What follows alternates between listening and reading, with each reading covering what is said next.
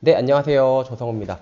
상생임대인 제도에 대해서 많은 분들이 좀 궁금해 하시는데, 가장 많이 헷갈리시는 게 뭐냐면, 상생임대인 제도가 여기 적혀 있거든요. 이제 국내에 소득세법 시행령 155조의 3에 돼 있어요. 상생임대 주택에 대한 1세대 1주택의 특례라고 돼 있는데, 여기 뭐라고 돼 있냐면은, 국내 1주택 소유한 한 세대가 다음 각호의 요건을 모두 갖춘 주택을 팔면, 양도세 비과세 주겠다는 거예요. 뭐가 없어도? 2년 실거주를 하지 않아도. 보통 1세대 1주택자도 2년 실거주를 해야 양도세 비과세를 해주거든요. 12억까지. 근데 상생임대인이 되면 2년 실거주를 하지 않아도 상생임대인 혜택으로서 양도세 비과세를 해주겠다. 그러니까 무슨 얘기냐면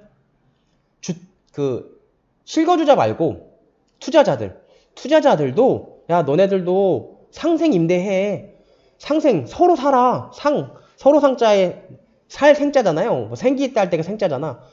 상생해라 임차인하고 상생하면 혜택을 줄게. 너네가 살지 않아도 다시 말해서 실수요자가 아니고 투자자인 경우에도 임차인들한테 5%만 올리면 실제로 안 살아도 산 것처럼 비과세 해줄게. 다시 말해서 좀 투자해. 야 돈 좀 써. 요즘처럼 경기가 안 좋은데 너희들 돈 좀 써. 요즘 막 매입 임대사업자까지 지금 부활시킨다고 하잖아요. 이런 판국에 당연히 상생임대인 제도는 더 약한 정도의 규제 완화거든요. 그러니까 조정대상지역 해제 이러는 게 되게 강한 규제 해제예요. 조정대상지역 오늘 보니까 조정대상지역 해제했더라고요. 오늘 매일경제 아주 따끈따끈하게 매일경제에서 오늘 나왔어요. 그러니까는 강남 3구랑 용산 빼고는 조정대상 지역에서 다 해제한대요. 그러면 취득세도 두 채 사도 1%에서 3%고 종부세도 두 채 갖고 있어도 중과세 안 되고 양도세도 두 채 갖고 있어도 중과세가 안 돼요. 조정대상 지역 해제가 되면. 근데 정부에서 해준다고 발표를 했어요. 조정대상 지역도 해제하는 마당에 이 상생임대인 제도는 더 약한 정도의 규제를 해제하는 거니까 당연히 앞으로도 더 10분 활용될 겁니다. 그래서 뭔데? 아까 말했죠? 실제로 살지 않고 투자하는 경우에도 5%만 올리면 실제로 산 것처럼 양도세, 비과세를 해주겠다는 건데 사람들이 뭘 더 궁금해 하시냐면 야 그러면 여기 봐봐 말이 어려워. 이게 뭔 소리인지 잘 모르겠어. 1세대가 주택을 취득한 후 해당 주택에 대해 임차인과 체결한 직전 임대차 계약 대비 임대보증금 증가율이 5%를 초과하지 않는 임대차 계약을 21년 12월 21일부터 24년 11월 31일까지 기간 중에 체결하래. 뭐 내용은 다 알겠는데 뭐 5%만 올리고 뭐 하여튼 네가 말하는 취지는 알겠어. 야 근데 야 강론에서 좀 이상해. 딱 세 가지만 말씀드릴 거예요. 제일 헷갈리시는 거. 첫 번째, 주택을 취득한 후 임차인과 체결해야 된대요. 그러니까는 입주장 아파트나 전세금 갭투자하는 사람들. 그러니까는 갭투자는 안 돼요. 갭투자는 상생임대는 안 돼. 아예 내 잔금으로 다 아파트 잔금 다 치른 다음에 치러야 취득이 되거든요. 취득한 다음에 그 다음에 임대차 계약을 체결해야 돼요. 그때 임대차 계약서를 써야 돼. 그런 임대차 계약만 첫 번째 임대차 계약으로 인정해 준다.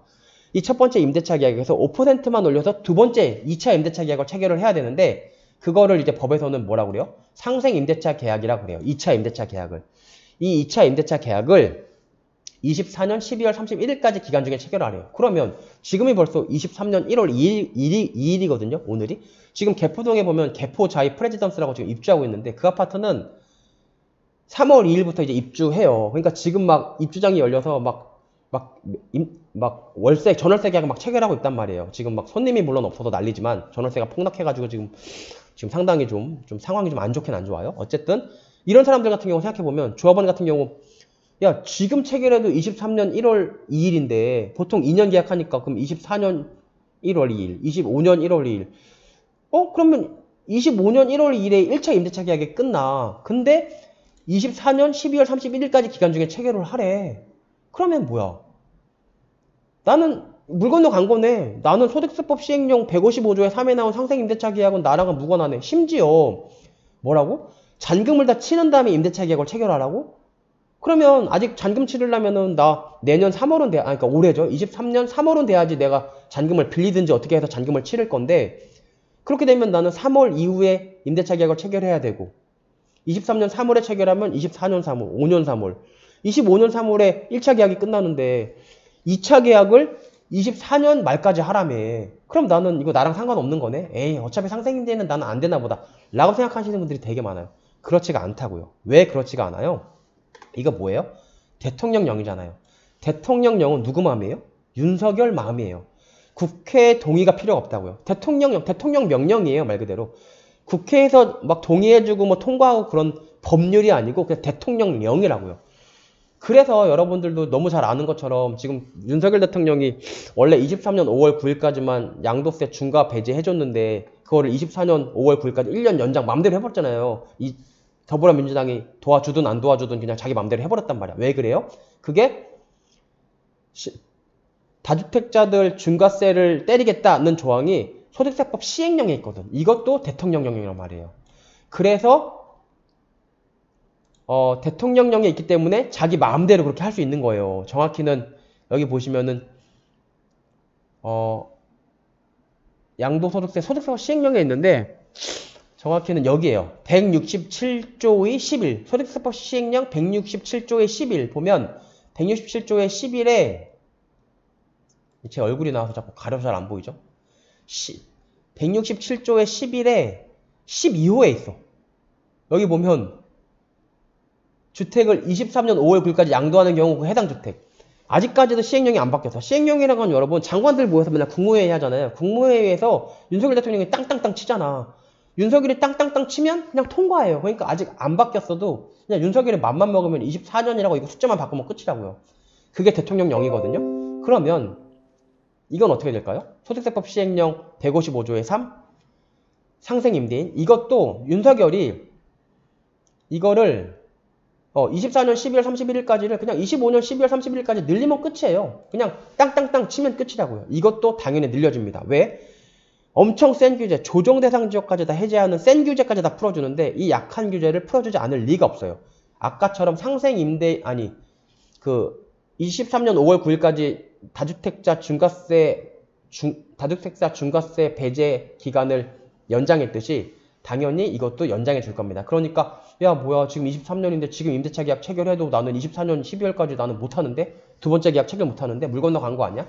물 건너간 게 아니라는 점 말씀드리고 마지막으로 지금 7분째 나가고 있는데 다주택자들은 어떻게 되느냐? 다주택자들은 상생임대인 제도 혜택 못 받느냐? 이렇게 생각하는 사람도 있어요. 꼭 1세대 1주택자만 그 1주택을 상생임대를 해줘야지 혜택을 받는 게 아니고 다주택자야. 다주택자도 혜택 받을 수 있는데 내가 2주택자란 말이에요. 2주택자인 경우에도 하나의 주택을 상생임대인 주택으로 내가 5%만 올리고 4년을 살게 해. 4년을 살게 하면 4년을 살게 하는 동안에 이 한 주택을 팔아. 그러면 이 주택은 어쨌든 상생임대인 요건을 다 충족을 했죠. 이 주택을 던질 때 이 기존 주택을 이미 판 상태예요. 이미 이게 팔아버렸어. 근데 이건 이미 상생임대인 요건을 충족을 했어. 그러면 얘는 상생임대인 혜택을 받아서 실거주하지 않아도 12억까지는 1세대 1주택 양도세 비과세 받을 수 있다. 다시 말해서 다주택자인 경우에도 상생임대인 요건을 어떤 한 주택에다 요건을 충족했으면 이 한 주택을 던질 때 이 주택을 미리 팔기만 하면 상생임대인 혜택을 받을 수 있다. 여기까지 말씀드릴게요. 감사합니다.